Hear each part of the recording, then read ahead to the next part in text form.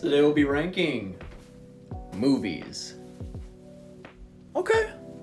So, here's how I feel about Iron Man. Like, I think that it was a great introduction to the Marvel Universe, but I think that my problem was, as a movie standpoint, I don't feel like it fits the credentials of being one of the movies that you specifically remember the most. It's something where, like, you go to have fun, but in the process, there's a lot of movies that do very, very good things, and they don't need all of these like action sequences or effects to be a good movie. And I feel like Iron Man relies on that a lot. So I want to put that in 6. I don't know anything about this. It looks like a very classic film, so I have not really any comment about that. Okay. Good movie. Good movie. I think this is kind of what I'm talking about when comparing this type of movie to Iron Man, where like very clear like writing directions were made to make this type of film, and also like the acting. Not saying that Robert Downey Jr. was not a good actor, because he was a very wonderful actor for Iron Man, but comparing him to like Anthony Hopkins, I believe, where he was Hannibal Lecter and he was like this very like scary person. He did a better acting job to me than like you would see like in someone doing like a role in like an Iron Man movie. So I feel like for that, and also just being a very good like thrilling ride through and through, I think that's what makes the movie shine so much. Let's see. I didn't like this film. I mean, I like a good X-Men movie, but it was nothing more than that. It was just a flop to me. This was actually not one of the first horror movie that I'd ever seen. And going into that genre, I didn't really know what to expect, but it ended up being the perfect introduction to these types of films, especially the vent scene. If you've seen the vent scene, you know what I'm talking about. That was probably was and still is one of my favorite horror sequences in any film of that genre. So it definitely deserves a very high spot. Let's see.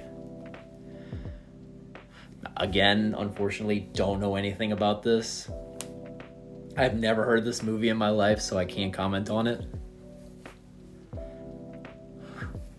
Wow. This is a really sad movie. It's depressed. I saw this like back in high school, and it's very upsetting. It's because it's based off a true story about someone who ran away from home. I forgot why he did it, but I'm not gonna spoil it for like anyone who hasn't seen it. But like it's just really, really sad.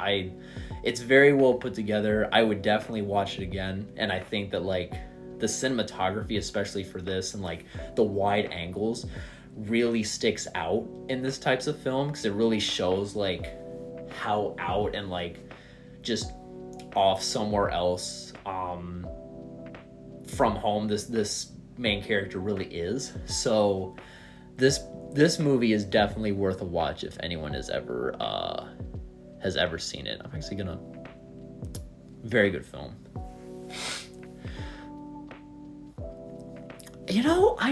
I did not expect to like it, because I thought it was kind of odd, but it actually was not terrible. It was like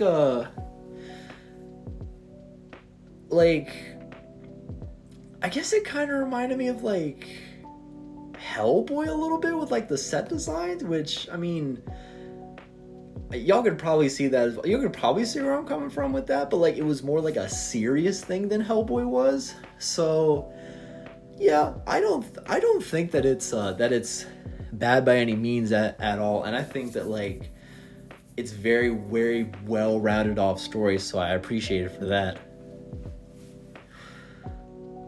Ooh. I mean, shoot, uh I